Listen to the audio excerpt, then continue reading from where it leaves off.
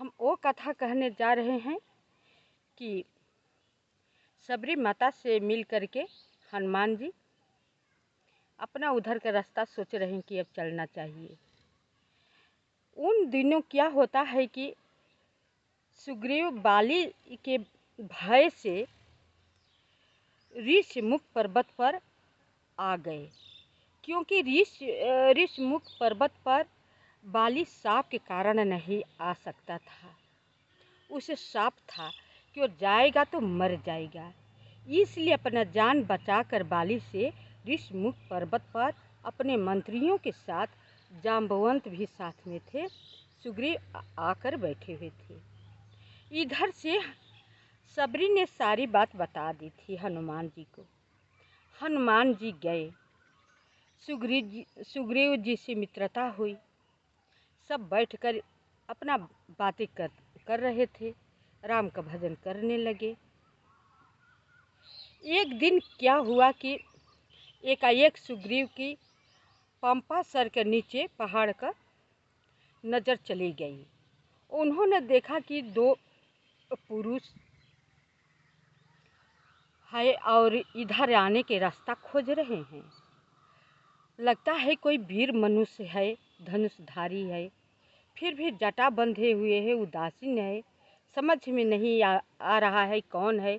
कहीं बाली तो यहाँ पर नहीं आ पाएगा, कहीं बाली अपना शत्रु न भेजा हो वेश बदल करके।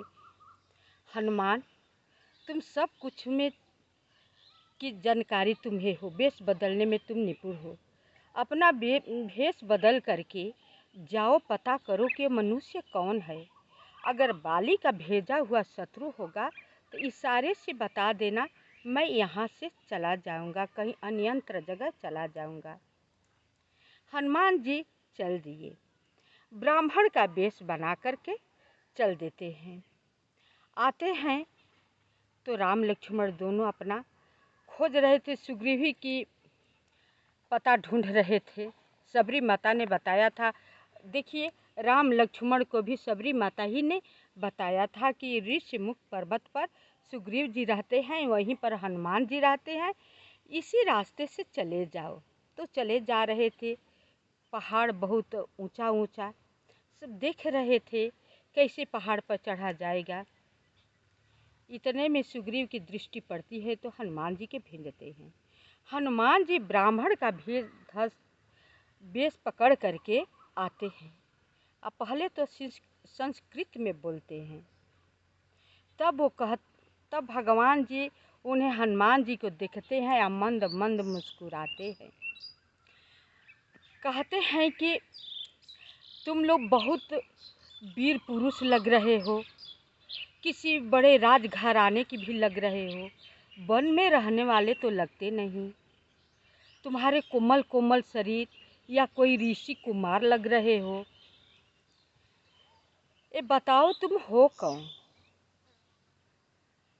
लगता है कि बहुत तुम लोग बड़े वीर हो, धनुष बाण लिए हुए हो।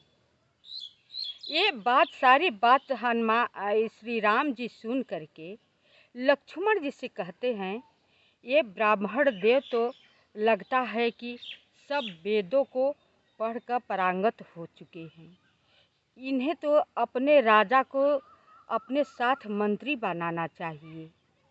इनके बोल चाल में एको अशुद्धि नहीं हुई है।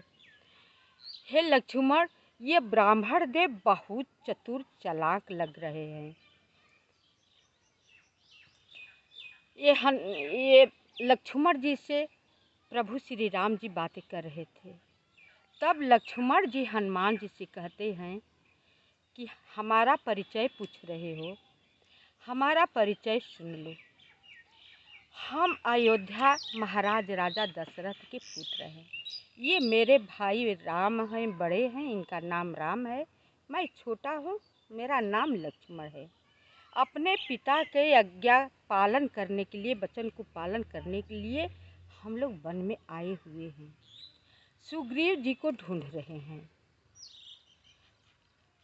तो अब हनुमान जी तो सुनते ही अब सोचने लगे कि वही राम हैं क्या, जो कि तब बोले कि लगता है कुछ आप राम जी से जाने पहचाने जैसा लग रहे हैं, लगता है कि आपके साथ हम कुछ दिन भी रह चुके हैं। राम जी कुछ नहीं कहते हैं।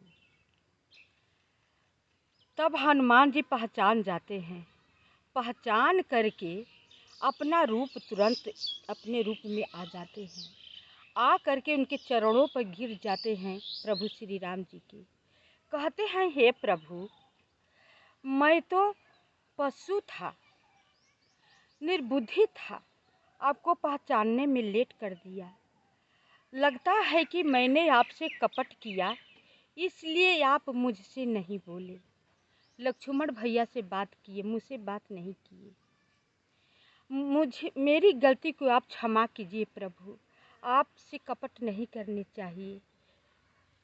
हे प्रभु, मैंने पहचानने में लेट कर दिया, लेकिन आप तो अंतर्यामी हैं, आप क्यों मुझे पहचानने में लेट कर दिए? आपको तो लेट नहीं करना चाहिए। प्रभु श्री राम जी दोनों हाथ से हनुमान जी के उठाए और हनुमान जी की आंखों से झरझर झरझर प्रेमाश्रु गिरने लगा। अपना न जाने कितना प्रार्थना क्षमा मांग रहे थे, बार बार प्रभु जी के से यही उनका हनुमान जी के हो रहा था कि इनसे हमने क्यों कपट कर दिया, प्रभु श्री राम जी से हमने कपट कर दिया, इसलिए प्रभु हमसे बोले नहीं। प्रभु श्री राम जी बोले कि ऐसा मत सोचो, हमने तुम्हारी गलती को क्षमा कर दिया, चलो हमें सुग्रीव के पास ले चलो। बोले आपको मैं ले चलूँगा, दोनों भाई को ले चलूँगा। उनका भी स्त्री उनका भाई ने छीन लिया है, राज्य से निकाल दिया है, वो भी दुखी हैं, और आपकी भी पत्नी को राक्षस अपहरण कर लिया है, आप भी दुखी हैं। दोनों आदमी को ले चल के मैं मित्रता करा देता हूँ, दोनों एक दूसरे की दुख आप सब बांट लेना। कथा यहीं पर हम विसर्जन करते हैं, शेष भाग अगले वीडियो में। कथा सुन करके आप सब लाइक, सब्सक्राइब, कमेंट अवश्य कीजिएगा। नमस्कार।